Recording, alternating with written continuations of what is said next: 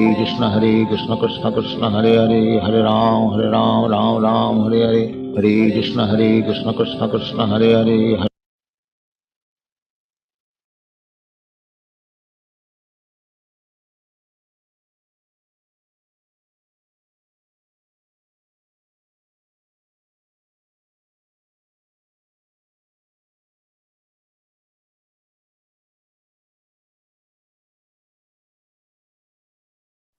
హరే కృష్ణ మాతాజీ.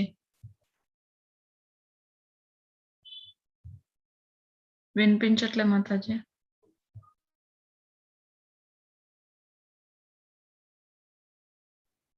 ఆహా! లేదు మాతాజీ. మీరు మ్యూట్‌లో ఉన్నారు మాతాజీ. ఓకే మాతాజీ. హరే కృష్ణ. ఓకే మాతాజీ. హరే కృష్ణ.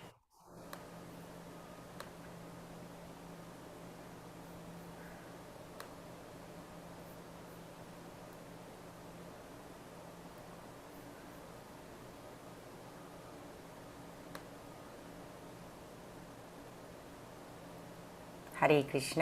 భక్తులందరికీ ఈరోజు 17వ రోజు మన ఇస్కాన్ బెంగళూరు వారి 18 డేస్ గీతా క్లాస్లో 17వ అధ్యాయం శ్రద్ధాత్రయ విభాగ యోగము అని ఈ అధ్యాయానికి పేరు. ఓం అజ్ఞానతిమిరాంధస్య జ్ఞానాంజనశలాకయా చక్షురున్మిళితం యేన తస్మై శ్రీగురవే నమః. నమో ఓం విష్ణుపాదాయ కృష్ణప్రేష్ఠాయ భూతలే శ్రీమతే భక్తివేదాంతస్వామిన్వితి నామినే. నమస్తే సారస్వతే దేవి గౌరవాణి ప్రచారిణే నిర్విశేష శూన్యవాది పాశ్చాత్యదేశతారిణే. हे कृष्णा करुणा सिंधो दीनबंधो जगत्पते गोपेश गोपिका कांता राधा कांता नमोस्तुते. तप्त कांचन गौरांगी राधे वृंदावनेश्वरी वृषभानुसुते देवी प्रणमामि हरिप्रिये. जय श्री कृष्ण चैतन्य प्रभु नित्यानंद श्री अद्वैत गदाधरा श्रीवासादि गौरभक्तवृंद. हरे कृष्णा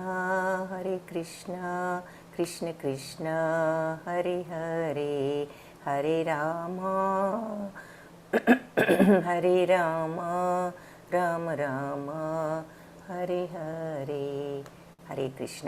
భక్తులందరికీ 17వ అధ్యాయము శ్రద్ధాత్రయ విభాగ యోగము అని పేరు. సో శ్రద్ధాత్రయ విభాగములు ఏమిటి అన్నది చూద్దాము. సో శ్రద్ధాత్రయ విభాగ యోగములో అర్జున ఉవాచ ఏ శాస్త్ర విధిం ముత్సృజ్య యజంతే శ్రద్ధయాన్విత తేషాం నిష్ఠా తు కా కృష్ణ సత్వమాహోరజస్తమా. అర్జునుడు అడిగాడు ఏమని, ఓ కృష్ణ, శాస్త్ర నియమాలు పాటించకుండా తమ స్వంత ఊహ ప్రకారం ఎవరైతే ఈ పూజలు చేస్తూ ఉంటారో అలాంటి వాళ్ళ పరిస్థితి ఏమిటి? వాళ్ళు సాత్వికుల లేకపోతే రాజసుల లేకపోతే తామసుల, ఏ గుణంలో చెందిన వారు అవుతారు?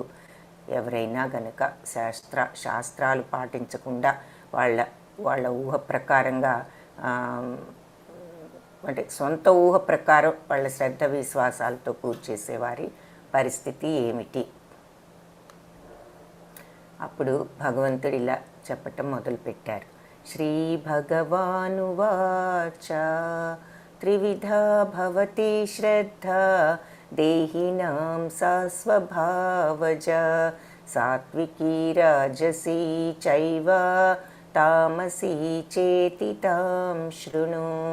శ్రీకృష్ణ భగవానుడు ఈ రకంగా చెప్పారు. సో దేహదారి అయిన జీవుడు అంటే తను పొందిన త్రివిధా భవతి శ్రద్ధ దేహినాం సా స్వభావజ, తను ఏ స్వభావాన్నైతే పొందుతాడో దేహదారి అయిన జీవుడు తను పొందిన ప్రకృతి గుణాలను బట్టి మనం ఈ సత్వరజతమో గుణాలన్నీ కూడా ప్రకృతిలోని త్రిగుణాలని చెప్పుకున్నాము. సో ప్రకృతి గుణాలు అంటే ఈ గుణాలు 3 అని అర్థము. సో ఈ ప్రకృతి గుణాలను బట్టి తన శ్రద్ధ సాత్వికమా రాజసికమా తామసమా అన్నది ఉంటుంది. అంటే శాస్త్రానుసారం కాకుండా తన ఊహ ప్రకారం చేసేవాళ్ళు ఏ గుణం కింద చెందుతారు అని అడిగిన ప్రశ్నకి వాళ్ళ యొక్క గుణాన్ని బట్టి వాళ్ళ శ్రద్ధ అనేది సాత్వికమా రాజసమా తామసమా అనేది ఆధారపడి ఉంటుంది. శ్రద్ధతో వాళ్ళకి శాస్త్రాలు బట్టి కాకుండా వాళ్ళ ఊహ ప్రకారం శ్రద్ధతో అని అడిగాడు అర్జునుడు. కానీ అసలు ఆ శ్రద్ధ అనేదే వాళ్ళకున్న గుణాన్ని బట్టి ఏ రకమైన శ్రద్ధ ఉన్న వాళ్ళన్నది వస్తుంది అని చెప్పేసి ఇక్కడ సమాధానం మనకు. సో ప్రకృతి గుణాలను బట్టి ఈ దేహదారుడు అయిన ఈ జీవుడు ప్రకృతి గుణాలను బట్టి తన శ్రద్ధ సాత్వికమైన శ్రద్ధ రాజసికమైన శ్రద్ధ తామసికమైన శ్రద్ధ అని చెప్పేసి 3 రకాలుగా ఉంటుంది అని చెప్పి చెప్తున్నారు. సో అవి ఏమిటో చూద్దాము అని చెప్పి చెప్తున్నారు. ఇక్కడ ఈ 3 అన్నదమ్ముల్ని చూపిస్తున్నారు. రావణుడు, తర్వాత కుంభకర్ణుడు, విభీషణుడు. సో 3 అన్నదమ్ములైనప్పటికీ 3 గుణాల్లో ఉన్నారు. సో ఈయన మనం చూస్తున్నాము ఎవరు ఈయనేమో రాజసిక గుణంలో ఉన్నాడు రావణుడు. ఈయన కుంభకర్ణుడు ఆయన నిద్రకు ప్రసిద్ధి కాబట్టి ఆయన తమో గుణంలో ఉన్నాడు. ఈ విభీషణుడు ఉన్నాడు, ఆయన భగవంతుడి పాదాల దగ్గర శరణు వేడి ఆయన సత్వ మార్గంలోకి ఉన్నాడు కాబట్టి ఆయన సాత్వికుడు. అలా ఉదాహరణగా ఈ 3 అన్నదమ్ములు 3 గుణాలకి ఉదాహరణలుగా మనం చూస్తున్నాము. రావణ, కుంభకర్ణ, విభీషణులు.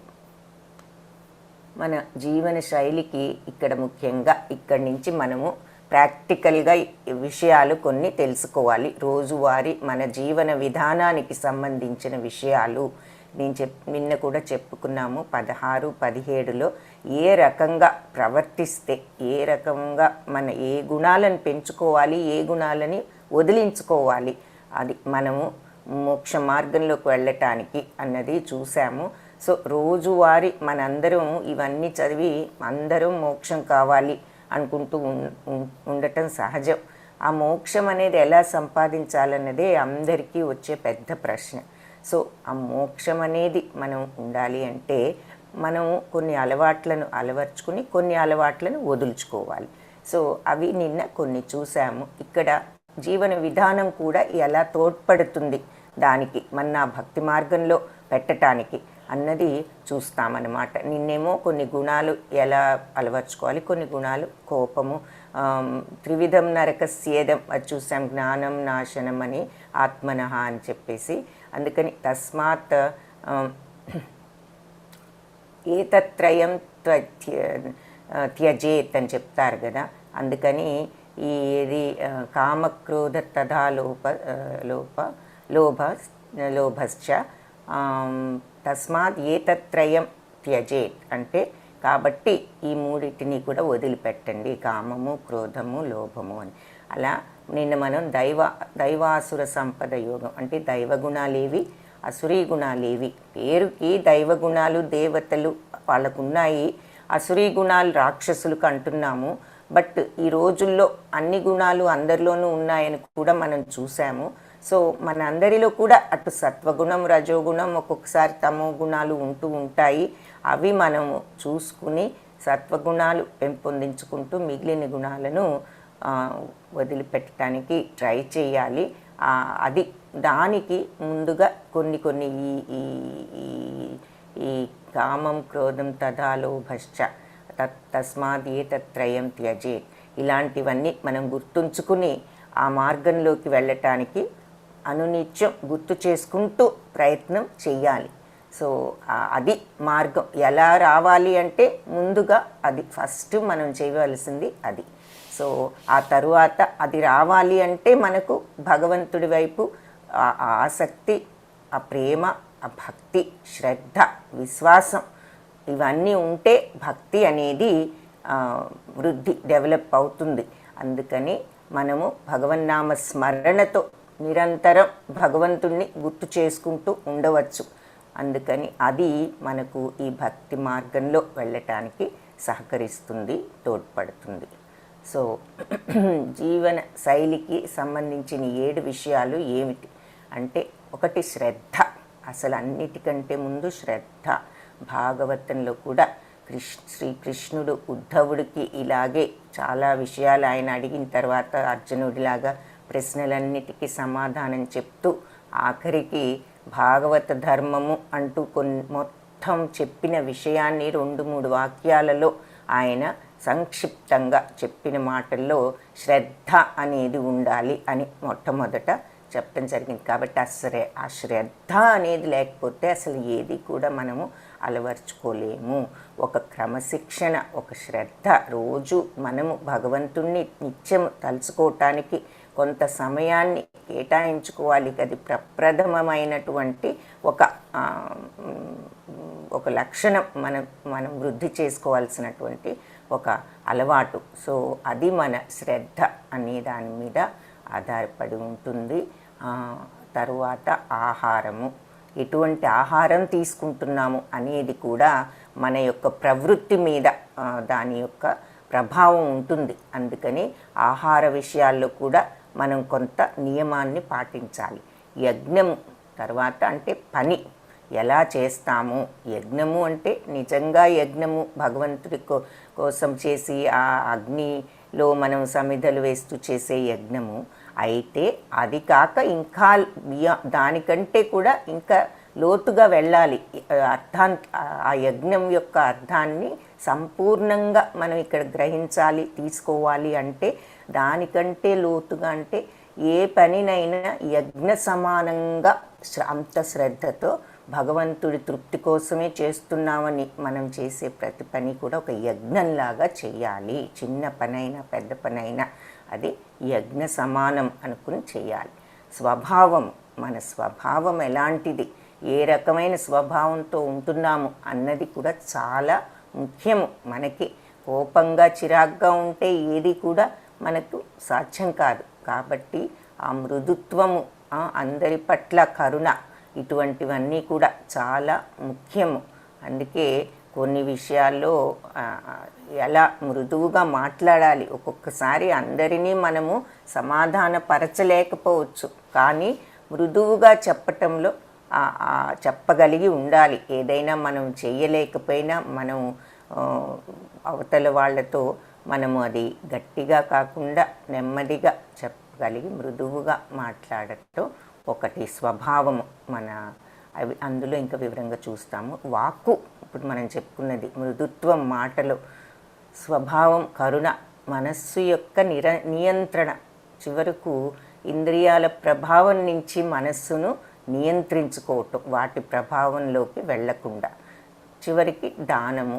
ఆ దానం అనేది మనుష్యులందరికీ కూడా మనము ఎవరికైనా సహాయం చేయటం అనేది చాలా ముఖ్యం. మన చేతనైనంత మనము ఎదుటివారికి అది సో ఇవన్నీ కూడా మనము నిత్య జీవితంలో రోజు చూసేటటువంటి అందరూ ఏ పని చేసినా శ్రద్ధ ఉండాలి. ఎటువంటి ఆహారం తీసుకుంటున్నాము, ఎటువంటి పనులు, యజ్ఞము ఎలా పనులు చేయాలి, ఏ పనైనా ఎలాంటి స్వభావంతో ఉండాలి, ఏ విధంగా మాట్లాడాలి, మనస్సును ఎలా నియంత్రించుకోవాలి. ఈ ప్రభావాలన్నిటి నుంచి, భౌతిక ప్రపంచపు ప్రలోభాల నుంచి, ప్రభావాల నుంచి మనస్సును ఎలా నియంత్రించుకుంటాము, మనస్సుని నియంత్రించుకోవటము, తర్వాత దానము అనేది చేయాలి. అది ఏమిటి? సో ఇవన్నీ కూడా మన జీవన శైలిలో మనం రోజు గమనించవలసిన విషయాలు. మనము ఒక భక్తి మార్గంలోకి వెళ్ళాలి అంటే యజంతే సాత్వికా దేవాన్ యక్షరక్షాంసి రాజస ప్రేతాన్ భూతగణాంశ్చాన్యే యజంతే తామసా జన.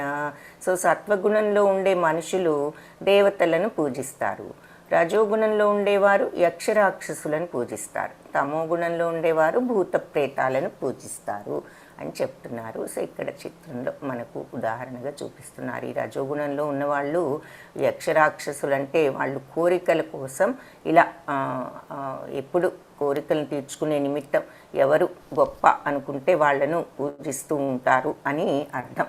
సో అంటే పదవిలో ఉన్న వాళ్ళని, ఆ పవర్ ఉన్న వాళ్ళని, ఇలాంటి వాళ్ళని వాళ్ళు ఎక్కువగా పూజిస్తూ ఉంటారు అని మనం మామూలుగా కూడా ఇప్పుడు లీడర్స్ని కానీ లేకపోతే వాళ్ళ సూపర్వైజర్ని కానీ అతిగా వాళ్ళని ఇట్లా అంటే అట్లా పూజించటం ఒక ఉదాహరణగా ఇక్కడ చూపిస్తున్న రాజులను అని.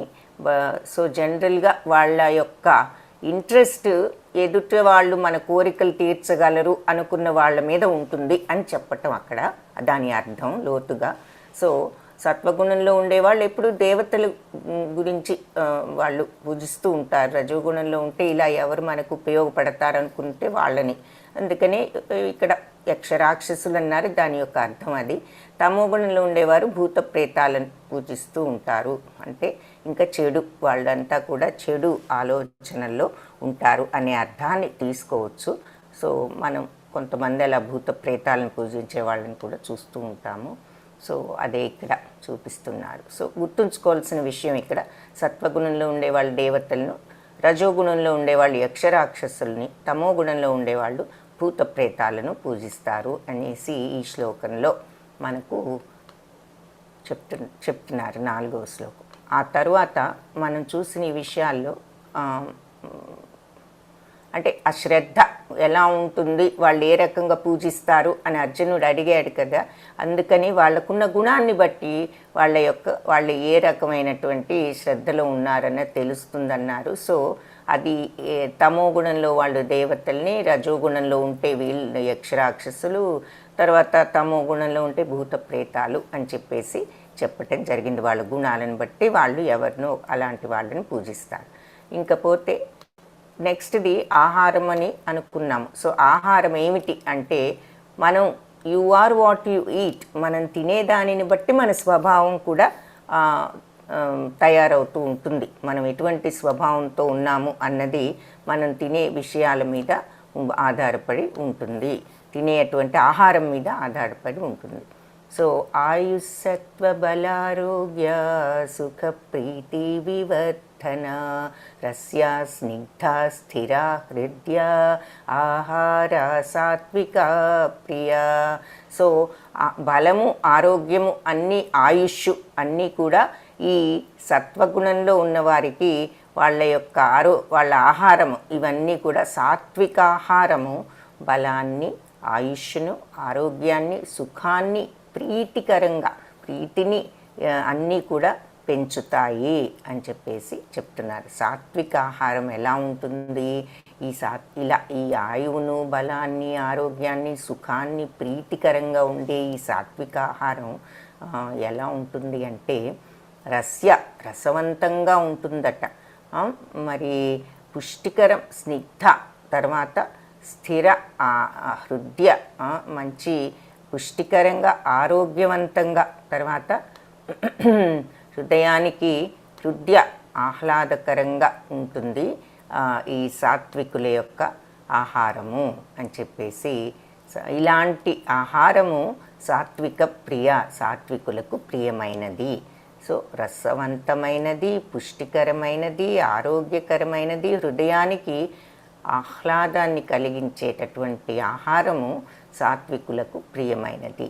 అయితే ఈ సాత్వికాహారము ఆయుష్ను, తర్వాత బలాన్ని, ఆరోగ్యాన్ని, సుఖాన్ని, మనకు ఆనందం అంటే తర్వాత మంచి ప్రీతికరంగా ఉంటుంది, సంతృప్తిని ఇస్తుంది, వివర్ధన, ఇవన్నీ కూడా అది వర్ధిల్లేటట్లుగా, ఎక్కువ చేసేటట్లుగా చేస్తుంది. వీటిని బలం కానీ, ఆరోగ్యం కానీ, తర్వాత సుఖం కానీ, ఆయుష్ కానీ ఇవన్నీ కూడా పెంపొందుతాయి ఈ సాత్వికాహారం వలన అని చెప్తున్నారు. సాత్వికాహారం అంటే రసవంతం అని చెప్పారు, అందుకే ఇక్కడ అన్నీ మనకు పళ్ళు అవన్నీ కూడా చూపిస్తున్నారు. పుష్టికరం. సో అందుకని మజ్జిగ, పాలు, పెరుగు ఇటువంటివి కూడా కొంతవరకు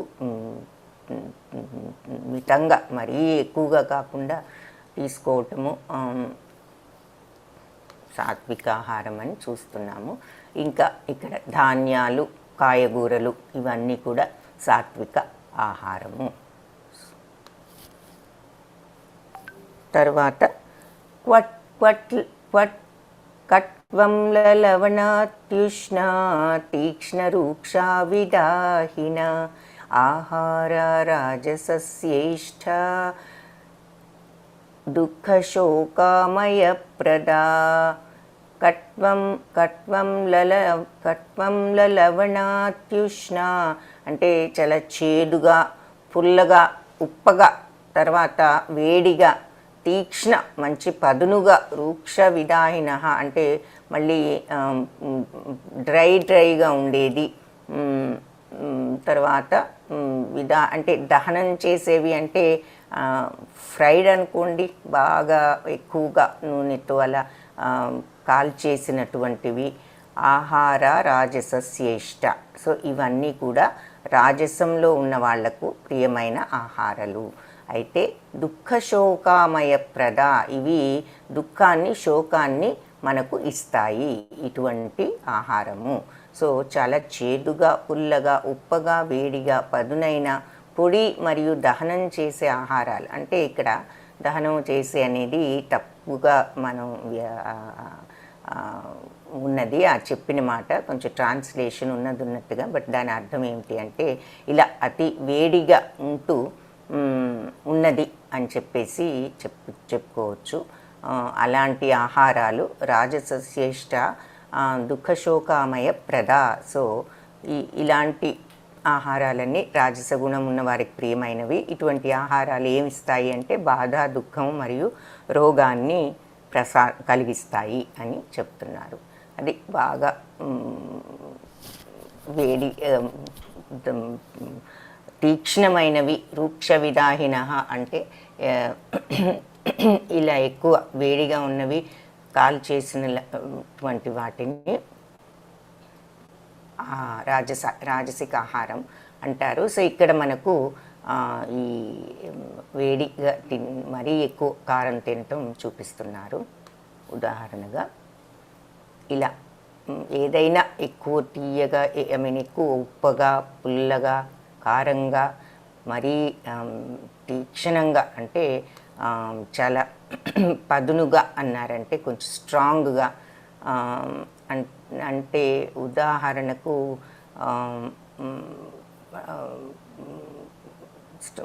ఘాటుగా అని కూడా చెప్పుకోవచ్చు.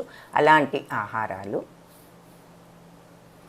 యాతయామం గతరసం పూతి పర్యుషితం చయత్ ఉచ్ఛిష్టమపి చామేధ్యం భోజనం తామస ప్రియం. ఇకపోతే తినటానికి ముందు 3 గంటల కంటే ముందు తయారు చేసిన ఆహారం రుచి లేకుండా ఉండటము, కొంచెం పాడైనవి, కుళ్ళినవి, తర్వాత ఇతరులు తినగా మిగిలినవి, అంటరాని వస్తువులతో కూడిన ఆహారం, అంటే తినకూడనివి కొన్ని ఉంటాయి, అవి తింటూ ఉంటాము, ఒక్కొక్క తింటూ ఉండొచ్చు. అవి అన్నీ కూడా తామస గుణంలో ఉండేవారికి ప్రియమైన ఆహారాలు. అంటే కొంచెం ఎప్పుడో చేసినవి, తర్వాత చల్లారినట్లుగా అని అర్థం. తర్వాత కుళ్ళిపోయినటువంటి, వాసన వచ్చినటువంటి, తర్వాత ఇతరులు తినగా మిగిలినవి, అంటరాని వస్తువులుతో కూడిన ఆహారం, ఇవన్నీ తామస గుణమున్న వారికి ప్రియమైనవి అని చెప్పేసి చెప్తున్నారు. ముఖ్యంగా తినరాని వస్తువులు అనేది ఏమిటి అనేది మనకు తెలుసు. కొన్ని డ్రగ్స్ కానీ ఇటువంటి కొన్ని తినకూడని వస్తువులు తామస ఆహారము. మన యొక్క ఆహారాన్ని బట్టి మనకు వచ్చే మనం ఎలా ఉంటాం భౌతికంగా, మన ఆరోగ్యం, మన శరీరం ఎలా ఉంటుంది అనేది ఆధారపడి ఉంటుంది. మనము you are what you eat, మనం తినేదానిని బట్టి మనము ఎలా ఉంటాం. అదే కాయగూరలు సాత్విక ఆహారము తింటూ ఉంటే ఇలా ఉంటాము, తినకూడనివన్నీ తింటే ఇలా ఉంటాము అని చెప్పి చూపిస్తున్నారు మనకి ఇక్కడ ఈ 2 ఉదాహరణల ద్వారా. సో సత్వగుణంలో ఉంటే సాత్విక ఆహారము, కాయగూరలు, పళ్ళు ఇటువంటి వాటితో మనకు ఆరోగ్యము, ఆహ్లాదము, ప్రీతికరము, బలము, రసవంతముగా ఉంటుంది. రాజసిక ఆహారాన్ని తీసుకుంటే అది అతి కారంగా కానీ, ఉప్పగా కానీ, పుల్లగా కానీ, లేదంటే మంచి ఘాటుగా కానీ, తర్వాత ఇలా ఫ్రైడ్ ఫుడ్స్ కానీ వేడితనంలో అని చెప్తున్నారు. అలాంటివన్నీ కూడా రాజసిక ఆహారాలు. సో దానివల్ల కూడా జబ్బులు ఇవన్నీ కూడా కలుగుతాయి అని చెప్పేసి చెప్తున్నారు. తామసిక ఆహారం అంటే ఇంకా బాగా తినకూడనివన్నీ కూడా తింటూ ఉండటం తామసిక ఆహారం అని ఇక్కడ చూస్తున్నాం. తినకూడనివి అంటే మరి ఇక ఏదైనా ఎక్కువ ఫ్యాట్ తినటం కానీ, ఎక్కువ తినకూడని వస్తువులు, అలాగే తాగకూడని వస్తువులు ఇలా టూ మచ్గా తినటము. ఐస్ క్రీమ్ తింటే 3 స్కూప్స్, 1 కాదు. సో ఇలా చేస్తూ ఉంటే అది తామసిక. ఎక్కువ ఎప్పుడు తీపి తినటము, ఫ్యాట్ తినటము ఇలాంటివన్నీ కూడా తామసిక ఆహారం కింద వస్తాయి. సో సత్వగుణంలో ఉంటే మనం అన్నీ కూడా అన్నీ కొంచెం మనం ఇంద్రియాలని కాస్త మనసుని బ్యాలెన్స్లో పెట్టుకోవటానికి సహకరిస్తుంది ఆ ఆహారము. తర్వాత మనం ఎప్పుడు కూడా కొంచెం పాజిటివ్గానే మంచి విషయాలు ఆలోచిస్తూ ఉంటాము, శాంతిగా ఉంటాము, ఒకలాంటి క్లారిటీ ఉంటుంది. మన యొక్క ఆలోచనలకు కూడా ఒక క్లియర్ ఒక క్లారిటీ ఉంటుంది. అయోమయంగా కాకుండా మనకు కొంత విషయాల మీద గ్రాహ్య శక్తి కూడా ఉంటుంది సాత్విక ఆహారంతో అని చెప్తున్నారు. రాజసిక ఆహారం అయితే ఇంకా ఎప్పుడు కూడా ఒకలాంటి కలవరము, ఏదో ఒకటి చేయాలని విపరీతమైన అంటే టూ మచ్ ఎనర్జీ, ఎక్సైట్మెంట్, ఇక ఏదో ఒకటి ఎప్పుడు ఎక్కువగా ఇదవుతూ ఉండటము, ప్యాషన్, తీవ్రమైన కోరికలతో ఉంటూ ఉంటారు ఈ రాజసిక ఆహారంలో ఉన్నవాళ్ళు. అటువంటి ఆహారంతో. తామసిక అయితే ఇక ఒకలాంటి మందకొడితనం, ఏమీ చేయకుండా ఇన్యాక్టివిటీ, అంటే ఏది చేయకుండా ఉండటం, తర్వాత ఎప్పుడు కూడా నెగిటివ్గానే ఆలోచించటము, డల్గా ఉండటము, ఇవన్నీ కూడా తామసిక లక్షణాలు. అఫలాకాంక్షిభిర్యజ్ఞో విధిదృష్టోయ యుజ్యతే యష్టవ్యమేవేతి మనా సమాధాయ సాత్విక. అంటే శాస్త్ర గ్రంథ ఆదేశాల ప్రకారం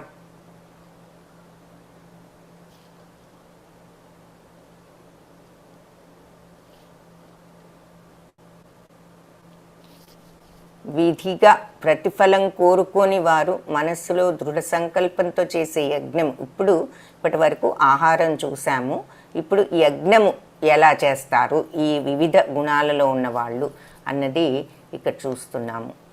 సో శ్రద్ధ అనేది వాళ్ళ యొక్క గుణాన్ని బట్టి ఉంటుంది అన్నది చూసాము. తర్వాత ఆహారం వాళ్ళ గుణాలను బట్టి సాత్విక ఆహారం, రాజసిక ఆహారం అవన్నీ కూడా చూసాము. ఇప్పుడు యజ్ఞం అనేది ఈ 3 గుణాల్లో ఉన్నవాళ్ళు ఏ రకంగా చేస్తారు, పనులు చేస్తే, యజ్ఞం చేస్తే అన్నది మనము ఇక్కడ చూస్తాం. శాస్త్రగ్రంథ ఆదేశాల ప్రకారం విధిగా ప్రతిఫలం కోరుకోకుండా మనం ఇది చెప్పుకున్నాం ఇంతకుముందు కూడా. ఒక కర్మను మన బాధ్యత అనుకుని మనం ఫలాపేక్ష లేకుండా దృఢ సంకల్పంతో మనం ఏదైనా యజ్ఞము చేస్తే అది సత్వగుణంతో చేసే యజ్ఞము. అంటే కరెక్ట్గా మనం ఇంతకుముందు చదివిన ప్రకారంగా చేయటం. అప్పుడు అది సత్వగుణంలో ఉన్న వాళ్ళు అలాగే చేస్తారు. శాస్త్రాదేశాల ప్రకారం విధిగా అంటే నా బాధ్యత అనుకుంటారు, ప్రతిఫలాపేక్ష కోరరు, భగవంతుడి కోసం అనుకుంటూ మనస్సులో దృఢ సంకల్పంతో చేస్తూ ఉండే యజ్ఞము సత్వగుణంతో చేసే యజ్ఞం. ముఖ్యంగా గుర్తుంచుకోవాల్సిన శాస్త్రాదేశ ప్రకారము మన బాధ్యత అనుకుని ఫలాపేక్ష కాకుండా మనం చేయాల్సింది ఇది అంతే అన్నట్లుగా చేస్తే అది సత్వగుణంలో వాళ్ళు చేసేటువంటి యజ్ఞం అలా ఉంటుంది. వాళ్ళు పనులు ఆ విధంగా చేస్తారు.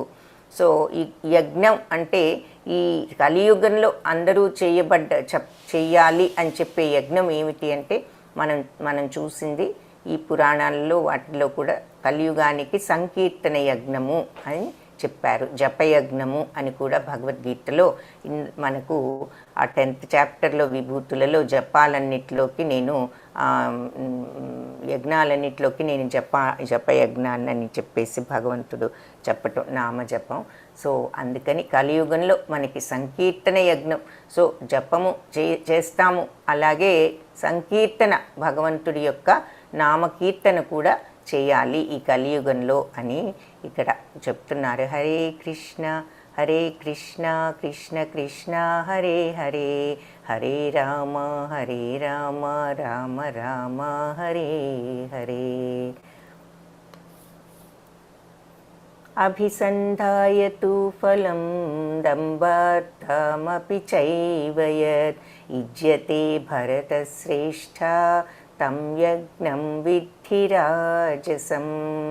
సో అభిసంధాయాతు ఫలం దంభార్థమపి చైవ యత్ భరతశ్రేష్ఠ ఇజ్యతే భరతశ్రేష్ఠ.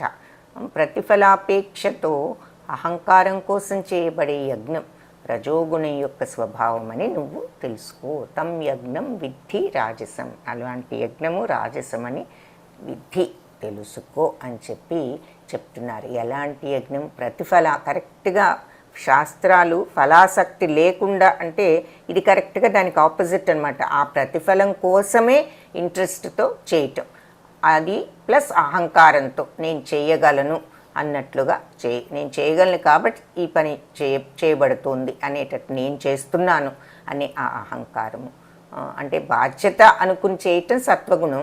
ఇది అహంకారంగా నేను చేయగలను కాబట్టి చేస్తున్నాను, నాకు ఆ ప్రతిఫలం కావాలి అనుకోవటం రాజసిక యజ్ఞం, రాజసిక స్వభావంలో చేసే యజ్ఞము అని చెప్తున్నారు. నెక్స్ట్, విధిహీనం అసృష్టాన్నం మంత్రహీనం అదక్షిణం శ్రద్ధావిరహితం యజ్ఞం తామసం పరిచక్షతే. సో విధిహీనం అంటే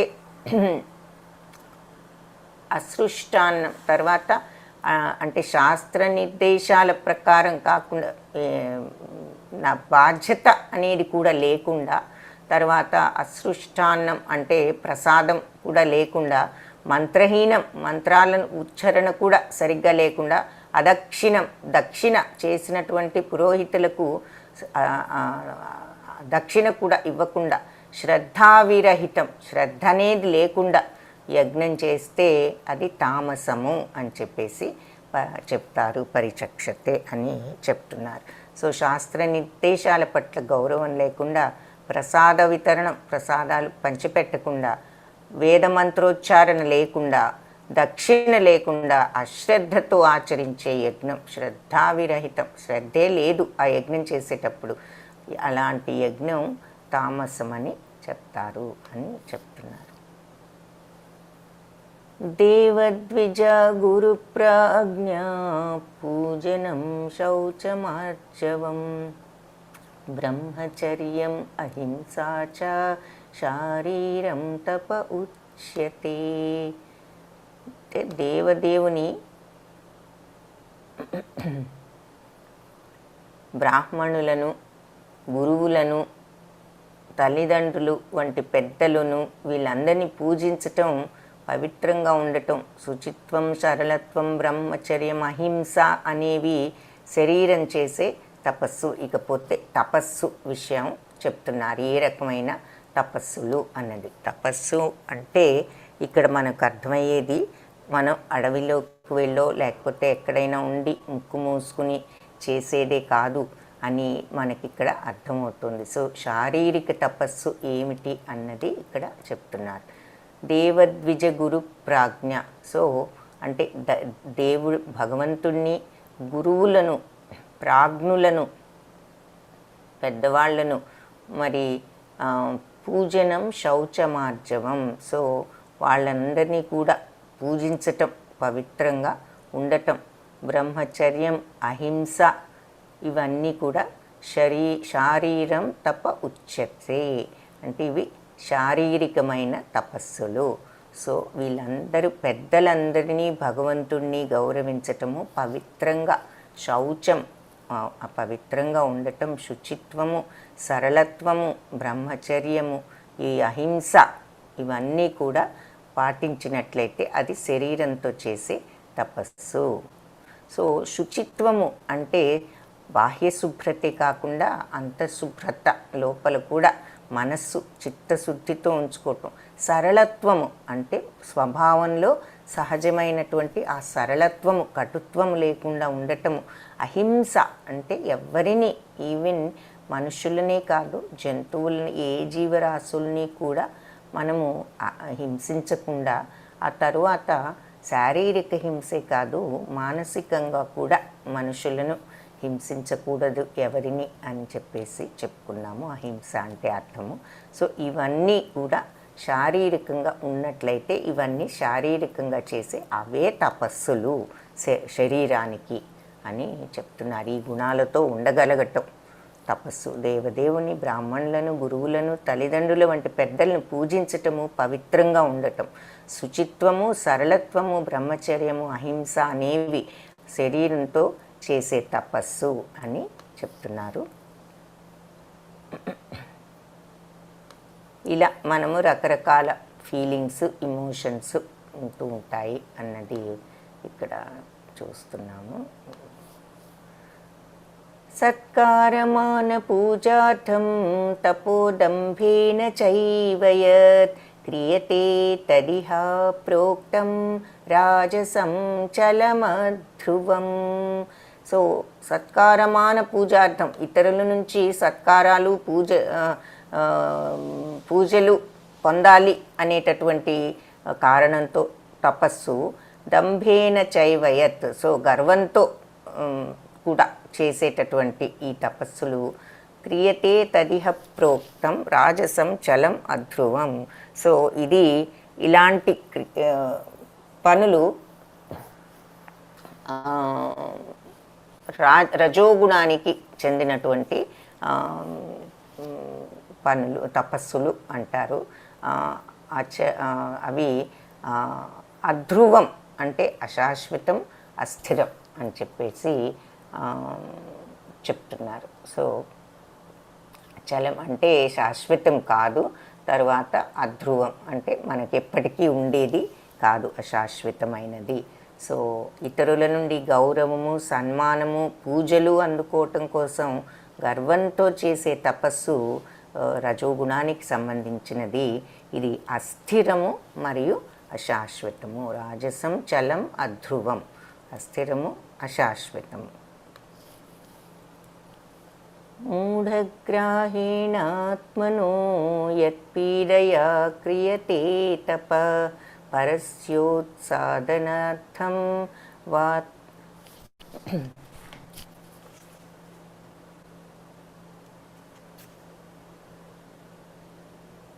పరస్యోత్సాదనార్థం వా తత్తామసం ఉదాహృతం. తనను తాను హింసించుకుంటూ ఇతరులను నాశనం చేయడం లేదా గాయపరచడం వంటి మూర్ఖత్వంతో చేసే తపస్సులు తమో గుణానికి సంబంధించినటువంటి తపస్సులు. అంటే వాళ్ళు ఉదాహరణకి ఇక్కడ ఈ భస్మాసురుడు అనుకోండి, ఈ రాక్షసులు ఇదివరకు ఇలా ఏవేవో వాళ్ళని కట్ చేసుకుంటూ, ఆ బ్లడ్ వేస్తూ, ఆ యజ్ఞంలో ఇటువంటి పనులు, ఈ రకంగా తపస్సులు చేసి తరువాత ఎవరి చేతి మీద పెడితే వాళ్ళు మరణించాలని, అవతల వాళ్ళను నాశనం చేయాలనేటటువంటి ఉద్దేశంతో అట్లా చేసేటటువంటి తపస్సులు తమో గుణానికి సంబంధించినవి అని చెప్తున్నారు.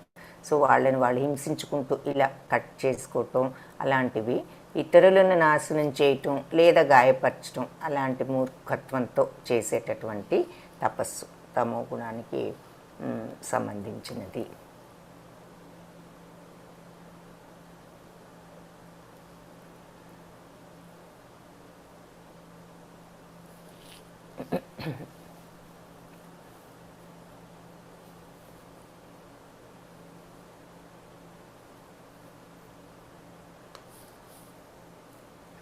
దాతవ్యమితి యద్దానం దీయతేన్ ఉపకారిణే దేశకాలే చ పాత్రే చ తద్దానం సాత్వికం స్మృతం. ఇకపోతే ప్రతిఫల వాంఛ లేకుండా సరైన సమయంలో, ఇప్పటి వరకు మనము తపస్సులు ఎలా ఉంటాయి, సాత్విక ఎలా సత్వరజ తమో గుణాల్లో తపస్సులు అనేవి ఎలా ఉంటాయో చూసాము. ఇప్పుడు దానము సత్వరజ తమో గుణాల్లో దానం ఎలా ఉంటుంది అనేది చూస్తాము. దాతవ్యమితి యద్దానం దీయతేన్ ఉపకారిణే దేశకాలే చ పాత్రే చ తద్దానం సాత్వికం స్మృతం. సో ప్రతిఫల వాంఛ లేకుండా సరి అయిన సమయంలో సరి అయిన ప్రదేశంలో యోగ్యుడైన వ్యక్తికి కర్తవ్య భావంతో ఇవ్వబడు దానము సత్వగుణానికి సంబంధించినదిగా చెప్పబడుతుంది. అంటే ఇక్కడ ప్రతి చోట ముఖ్యమైనది ఏమిటంటే అసలు మనం ఏ భావంతో ఆ పని చేస్తున్నాము అన్నది మనం ఒకటి కామన్గా చూస్తున్నాం. అంటే ఉదాహరణకు తపస్సు లేదంటే యజ్ఞము ఉందనుకోండి. ఆ యజ్ఞము అనేది మనం కర్తవ్య భావన, నా బాధ్యత అనుకుని చేయటం సత్వగుణం. ఇది నేనే చేస్తున్నాను అనేటటువంటి అహంకారంతో మన కోరికల ప్రతిఫలాపేక్షతో చేయటం రజోగుణం అని చెప్పేసి చెప్పుకున్నాము. అది సత్వగుణంలో ఉన్న రెండు ముఖ్య ఉద్దేశాలు ఏమిటి అంటే, ఒకటి ప్రతిఫలాపేక్ష లేకుండా ఉండటం, దానికంటే కూడా ఇంపార్టెంట్గా బాధ్యత అనుకుని చేయటము. అది అలాగే ఇక్కడ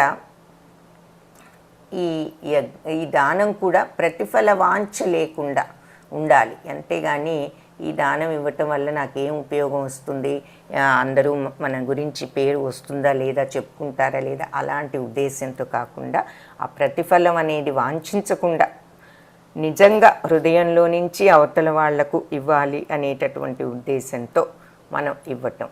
సో ఆ ప్రతిఫల వాంఛ లేకుండా సరి అయిన ప్రదేశంలో యోగ్యుడైన వ్యక్తికి కర్తవ్య భావనతో ఇది నా బాధ్యత మనుషులకు ఇవ్వటం, నేను ఇవ్వాలి అనేటటువంటి, అంతేగాని నేను ఇవ్వగలను కాబట్టి ఇస్తున్నాను, నేను గొప్పవాణ్ణి కాబట్టి అనేది రాజసం అవుతుంది మళ్ళీను. కాబట్టి కర్తవ్య భావన, ఇది నా బాధ్యత అనుకుని ఇవ్వటం ఒక ముఖ్య విషయం అని ఇక్కడ మనం చూస్తున్నాం. సరి అయిన ప్రదేశం అంటే సరి అయిన సమయం, దానికి కూడా ఒక సమయము సందర్భము అక్కడ అవతల వాళ్ళకు అవసరం ఉండాలి. రెండవది అది ఎటువంటి సందర్భం, ఇక్కడ కృష్ణ జనన సమయంలో అన్నీ కూడా దానాలు చేయటాన్ని చూస్తున్నాం.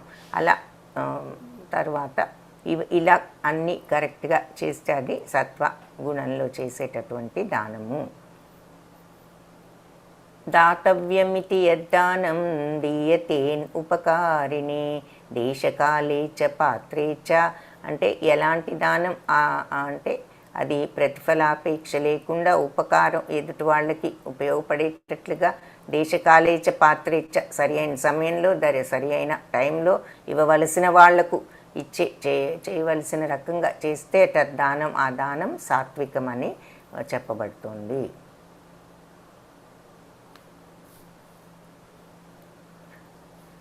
ఇకపోతే రాజస దానం ఎలా ఉంటుంది అంటే, యత్తు ప్రత్యుపకారార్థం ఫలం ఉద్దిశ్య వా పునః దీయతే చ పరిక్లిష్టం తద్దానం రాజసం స్మృతం.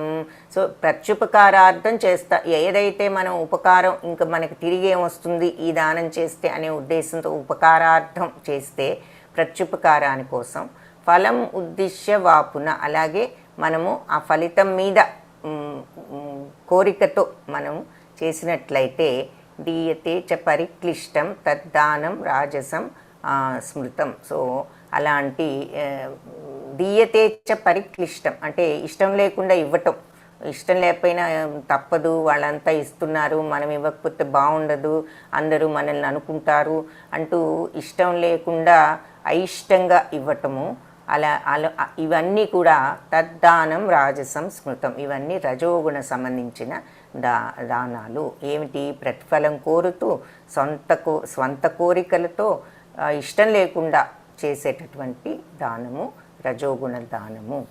ఇకపోతే తమోగుణంలో ఏమిటి? అదేశకాలే యద్దానం అపాత్రేభ్యశ్చ దీయతే అసత్కృతం అవజ్ఞాతం తత్తామసం ఉదాహృతం. సో ఆదేశకాలే యద్దానం అపాత్రేభ్యశ్చ దీయతే అంటే ఇవ్వకూడని చోట ఇవ్వకూడని వాళ్లకు అపాత్రుడికి ఇచ్చినటువంటి దానము. అసుత్కృతం అవజ్ఞాతం అలాగే అగౌరవంగా అవతల వాళ్ళు ఏదో పడేస్తున్నామన్నట్టు ఇవ్వటము, ఆ తర్వాత అవమానకరంగా ఇచ్చేటటువంటి ఈ తెలుసుకోకుండా ఇష్టం వచ్చినట్లుగా అవజ్ఞాతం తత్తామసం ఉదాహృతం. అది తమో గుణానికి సంబంధించినదిగా చెప్పబడుతుంది. అసలు విషయం తెలుసుకోకుండా ఏది పడితే అది ఏదో అశ్రద్ధగా అలా ఏదో ఇచ్చేయటం అది కరెక్ట్ కాదు. అపాత్రులకు అగౌరవంగా అవమానకరంగా ఇచ్చే దానం తమో గుణ దానానికి సంబంధించినది. ఇక్కడ అంటే తెలిసి తెలియక ఇలా ఏదైనా డ్రగ్లో ఉండొచ్చు, అలాంటి వాళ్లకు ఇచ్చినట్లయితే అది చెడు అలవాట్లకి వాళ్ళకు సహకరిస్తుంది కానీ మంచికి కాదు అని చెప్పి చూపిస్తున్నారు. ఓం తత్సదితి నిర్దేశో బ్రహ్మణస్త్రీవిధ స్మృత బ్రాహ్మణాస్తేన వేదాశ్చ యజ్ఞాశ్చ విహితా పురా.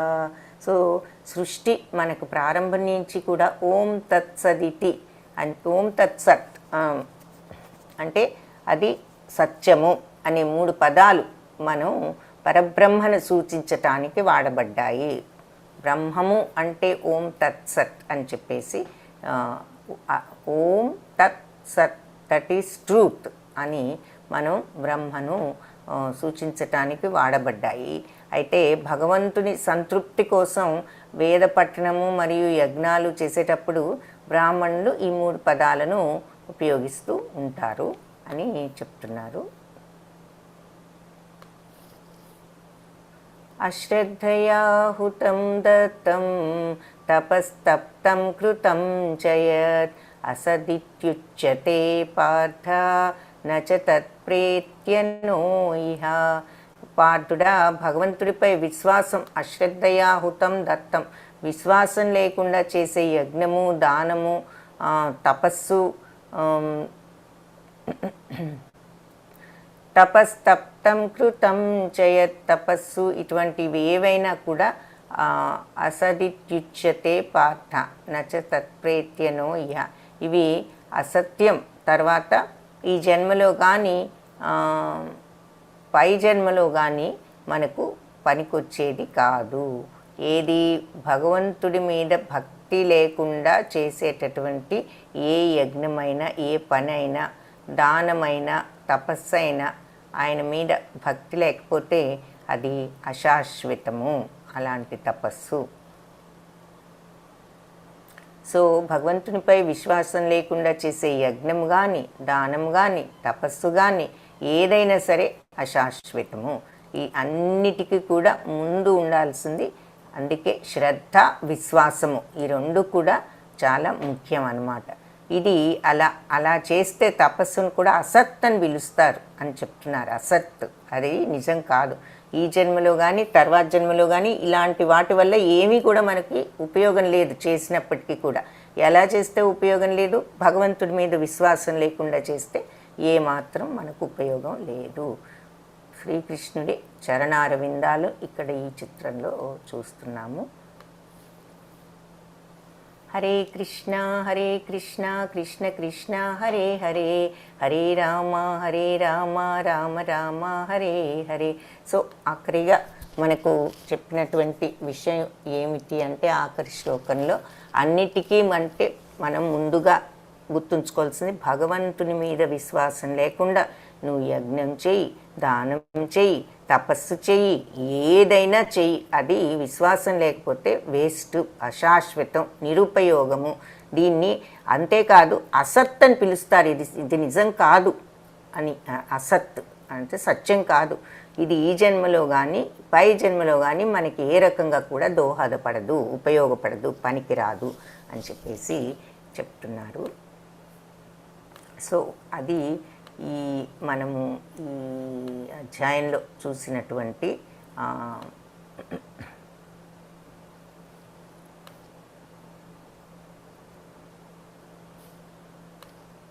విషయాలు. పోతే అధ్యాయ సారాంశం ఏమిటో ఒకసారి చూద్దాము. త్రిగుణాలను అధిగమించి మానవుడు విశుద్ధ సత్వానికి చేరుకోవటానికి ప్రయత్నించాలి. సో ముందు అందరము సత్వగుణానికి ప్రయత్నించాలి, ఆ తరువాత సత్వగుణం నుంచి ఆ విశుద్ధ సత్వంలోకి వెళ్ళటానికి ప్రయత్నించాలి అని చెప్పేసి 3 గుణాలను అధిగమించి భగవత్ విశ్వాసం అనేది చాలా అవసరము అని మనం ఆఖరి శ్లోకంలో కూడా చూసాము. సో ఈ అధ్యాయ సారాంశం అది. ఇంతటితో మన యొక్క ఈ అధ్యాయమును 17వ అధ్యాయాన్ని మనము పూర్తి చేశాము. హరే కృష్ణ కృష్ణ కృష్ణ హరే హరే, హరే రామ రామ రామ హరే హరే.